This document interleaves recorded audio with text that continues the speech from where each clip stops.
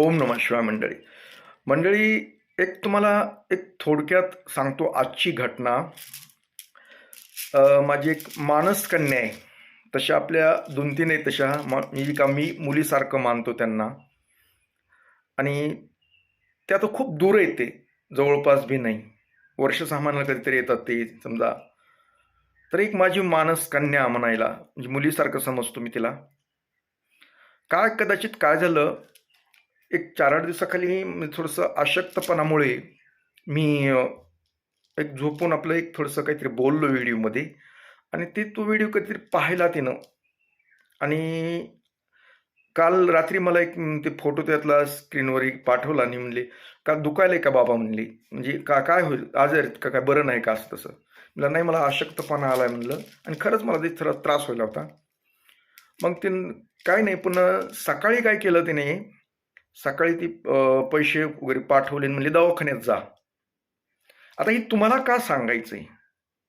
हं? काय होतं माणसाला, आपण ज्यावेळेस आजारी असतो, कुठल्या तरी तणावामध्ये असतो, जी आपली आपुलकी दाखवणारे जी माणसं असतात ना, त्यांनी जर थोडंसं एक आपुलकीनं बोललं, हे झालं तर माणसाला खरंच आजारपण कमी झाल्यानं वाटतं. आणि तोच प्रकारे माझ्या बाबतीत सुद्धा झाला, की तिनं तो मेसेज करून मग पैसे पाठवले. आम्ही म्हणलं, "कशाला पाठवलेत? माझ्याकडे पैसे तेवढे का, मला दवाखान्यात जायसारखी काही परिस्थिती नव्हती." "नाही, नाही, असू द्या." पण मी विचार करू लागलो, ज्यावेळेस आपली माणसं, आपली काळजी घेणारी माणसं जर आपल्याला जर जवळची असली, अगर त्यांनी जर 1-2 शब्द बोलले, तर खरंच माणसाला आतून एक ऊर्जा भेटते आणि आपलं आजारपण आहे ना, ते कमी होतं. हं? म्हणून आपण कुणी आजारी असलं की आपण भेटायला जातो. हं? भेटायला जाऊन त्याला एक धीर देतो, की "बाबा, नाही, राहतंय, काळजी करू नको, टेन्शन घेऊ नको" वगैरे, वगैरे, वगैरे बोलतो. त्यानं काय होतं, औषध नाही, पण त्याची मानसिकता बदलते. आणि मानसिकता बदलली ना, त्याला खरंच आराम वाटतो. हं? आणि ही जाणं, भेटणं खूप गरजेचं असतं. कोणी सांगणार, जर 2 शब्द फोनवर काय आपण बोलणं, समजा कोणी तणावात असेल, टेन्शनमध्ये असेल, तर 2 शब्द बोलावेत, जरूर बोलावेत. त्याला मायेनं बोलावं.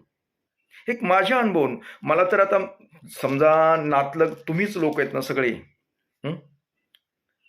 आणि सगळे देवाच्या कृपेनं, ओंकारेश्वरच्या कृपेनं मला खूप लोक दिलेत. खूप, खूप. मी तर म्हणत होतो, की मला नातलग नाहीत, कुठं काही नाही, वगैरे असं. पण म्हणजे मला प्रेम भेटलं नाही वगैरे, असं तर मी बऱ्याच वेळेस सांगितलं. पण मी जशी ओंकारेश्वरची सेवा करतो ना, देवाची सेवा करतो, तेव्हापासून जी एवढी माणसं मला भेटली ना, माझ्या नात्यापेक्षा कितीतरी 100 पटीनं मला माणसं भेटली. खूप माणसं भेटली. खूप मायेनं वागणारी, माया करणारी, प्रेम देणारी खूप खूप माणसं. आणि त्यांच्या जोरावरच मी समजा तुमच्याशी बोलतो, समजा मी आहे. हं? कारण तुम्ही जे चांगलं 2 शब्द मला बोलताय ना, हं? त्यातून काय होतं, मला ऊर्जा भेटते. माझी निराशा जी असते काही, ती दूर होते. तसं मी काय सांगतो, की तुम्हाला सुद्धा, की तुम्ही आपले घरचे वडीलधारी मंडळी असतील, कुणी असेल, त्यांना तुम्ही प्रेम द्या. तुम्ही मायेनं बोला. कारण त्यांना तुम्ही जर 2 शब्द चांगले बोललात ना, तर त्यांना खूप बरं वाटतं. आणि त्यांना समजा चाललर-चिलर दुखत असेल, काही आजार काही असलं, ते कुठे जातं ते पळून, ते लक्षात सुद्धा येत नाही. वयस्कर माणसाला आता अन्नापेक्षा सुद्धा आपली म्हणणारी माणसाची आवश्यकता असते. आजकाल ते कमी होत चाललंय.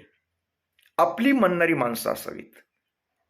मग तिथं घरात आजी-आजोबा असतील, आई-वडील असू शकतात, इतर कुणी असू शकतात, त्या असतात, कुणाची मावशी असते. काही असतात नात्यामध्ये, काय अगर कुणी घरात असतात, अगर इतर शेजारी असू शकतात. त्यांना तुम्ही फक्त प्रेमाने बोला. अहो, द्यायचं आणि घ्यायचा हा विषय वेगळा राहतो. कुणीतरी आपला हात मायेनं हातात घ्यावा, मी आहे म्हणावं. त्या व्यक्तीला इतकी ऊर्जा येते ना, की ते शब्दात वर्णन करता येत नाही. हे कमी पडायलोत आपण. ही जी मायेनं हात घ्यायचं नाही, एकामेकाचा हात माया नाही घ्यायचा. मी आहे, काळजी करू नका वगैरे 2 शब्द काय जे असेल, मी आहे म्हणण्याचे, हे कमीच पडलंय. कुणी कुणाला बोलायलाच तयार नाही. प्रत्येक जण त्या मशीनसारखं कामामध्ये गुंतलाय आणि इथेच मायेचा पाझर कमी होत चाललाय. त्याच्यामुळं माया कोरडी झाली. प्रत्येकजण आपलं बघतं आणि पुन्हा शेवटी बी त्यांना तेच वेळ येते. त्याच्यामुळं तुम्ही जर आत्ताच मग तुम्ही प्रेम दिलं घरच्या लोकांना, तुम्ही वयस्कर लोकांना आता तुमच्या समवयस्कराला जर प्रेम दिला, प्रेमानं 4 शब्द, मायेनं जर 4 शब्द बोलत राहिलात, तर तुम्हाला सुद्धा कुणीतरी चांगलं बोलल. तुम्हाला कुणीतरी माया लावीन. कसं असतं, प्रेम द्या आणि प्रेम घ्या. हे जग कसं असतं, आता समजा आपण समजा एक बोललो, चांगलं बोललो तर चांगलं चांगलं आपल्याकडे येतं. आणि आपण खराब बोललो तर खराबच येतं. रिप्लाय म्हणतो आपण. एखाद्या पहाडीमध्ये गेलो, हां, हॅलो, तर हॅलो हॅलो हॅलो हॅलो येतं का नाही? हां, काय चाललंय, काय चाललंय, काय चाललंय, ते पण समोरचं काय म्हणतं, काय चाललंय, काय चाललंय, मी तुझ्यावर खूप प्रेम करतो. समोरून सुद्धा मी तुझ्यावर खूप प्रेम करतो, प्रेम करतो, प्रेम करतो, प्रेम करतो. आणि आपण वाईट बोलतो, तू नालायक आहेस, तर तिकडून काय येतं उत्तर, तू नालायक आहेस, तू नालायक आहेस, नालायक आहेस, नालायक आहेस. तुम्ही एकदा म्हणलं ना, तिथं 4-5 वेळेस येतं परत परत. काय होतं, तुम्ही एकदाच म्हणा, तू नालायक आहेस, तिकडून पुन्हा तू नालायक आहेस, नालायक आहेस, नालायक आहेस, नालायक आहेस. तू खूप छान आहेस, तिकडून काय येणार परत, तू खूप छान आहेस, छान आहेस, छान आहेस, छान आहेस. हे विको. म्हणून आपण जर माया लावली, प्रेम दिलं कुणाला तरी, तर समोरून सुद्धा प्रेमच येतं. आपण मूर्खासारखं वागलो, हिडीसपणाने वागलो, तुटक तुटक वागलो, तर आपल्याला पण ती तुटक तुटकच वागणूक भेटते. लक्षात घ्या, प्रेम द्या आणि प्रेम घ्या असंही. मी तेच केलं, मी तुम्हाला प्रेम देतो म्हणून तुम्ही लोक माझ्यावर प्रेम करतात. रिप्लाय एक सृष्टीचा नियम आहे तो. जसं देताना तसंच मिळतं. तुम्ही वाईट दिलं, तुम्हाला वाईट मिळेल. सोपा गोष्ट, म्हणजे जास्त अवघडत पडायची काहीच गरज नाही याच्यामध्ये. मग तुम्हीच ठरवा आता. तुम्हाला जर वाटत असेल आपल्यावर कुणीतरी प्रेम करावं, कुणीतरी माया लावावी, काही लावावं, तर तुम्ही सुद्धा माया लावा, प्रेम द्या. सहानुभूतीनं वागा, सगळ्याशी प्रेमानं वागा. बघा, तुम्हाला सुद्धा खूप प्रेम भेटेल, माया भेटेल आणि तुमचं आरोग्य सुद्धा सुधारेल. अहो, माझं सहज नुसतं माझं प्रत्येकजण असं व्हिडिओ बघतात. आता मला खूप ताण असतात, कामं असतात, म्हणजे स्वतःची कामं मला स्वतःच करावं लागतात. माझ्या हाताखाली कुणी तसे नाहीत. मला खाण्यापिण्यासहित, कपडे धुण्यासहित सगळं मला करावं लागतं. तर थोडंसं होतं ताणतणाव आला. माझा चेहरा जर बघितला ना तणावाखाली, तर मला मेसेज येतात, फोन येतो, महाराज काही आजारीत का हो तुम्ही? एवढं निरीक्षण करतात माझं. कोण तुम्ही? का माझे जाती भेदे जातीचे का कुणा गोत्याचे? काही नाही. तुम्हाला काळजी का? माझी काळजी तुम्हाला का? काही नाही. काळजी का? तर मी तुमची काळजी करतो म्हणून तुम्ही माझी काळजी करतात. मी जसं मनातून तुमच्यासाठी जेवढं मला चांगलं काही करायचं येतंय ते करण्याचा प्रयत्न करतो म्हणून तुम्ही माझी काळजी घेतात. आणि हेच सृष्टीतला नियम आहे. जसे द्याताल तसे मिळेल तुम्हाला. तुम्ही सुद्धा हे तत्व पाळा.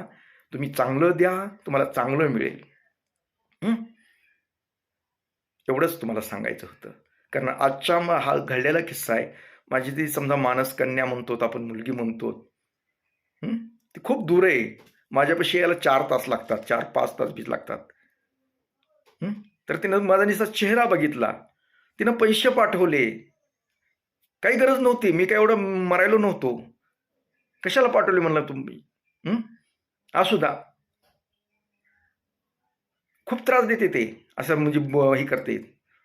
तरी तिला माझ्याविषयी कुठंतरी वाटतं. काय मी का जातीची का माझ्या? नाही, ती माझी स्वतःची कन्या नाही ती. पण कन्येपेक्षा सुद्धा प्रेम करते ती. माझ्या स्वतःच्या मुलीपेक्षा सुद्धा प्रेम करते. आणि अशा अजून एक बेळगावला एक माझी मानस कन्या, काय ती कन्याच्या वयाची नाही, माझ्या कन्याच्या म्हणजे मुलीच्या वयाची नाही, मोठी ती, पण तरी बाबा म्हणून बोलते. बाबा जेवण केलं का, गोळ्या घेतल्या का, काळजी घेत जा, कवा तरी करणार फोन, पण तशी काळजी नाही विचारतं. ॲटोमॅटिकली माझ्या मनामध्ये ऊर्जा येते आणि मला जगावं असं वाटतं परत. कारण कुणीतरी आपल्यावर माया करणार आहे, कुणीतरी आपल्यावर प्रेम करतंय, कुणीतरी आपल्याला माया लावतंय. हे तर जगण्यातलं रहस्य आहे. कारण प्रेम द्या आणि प्रेम घ्या, हीच माझं म्हणणं आहे तुम्हाला. तर असो, जास्त वेळ घेत नाही तुमचा.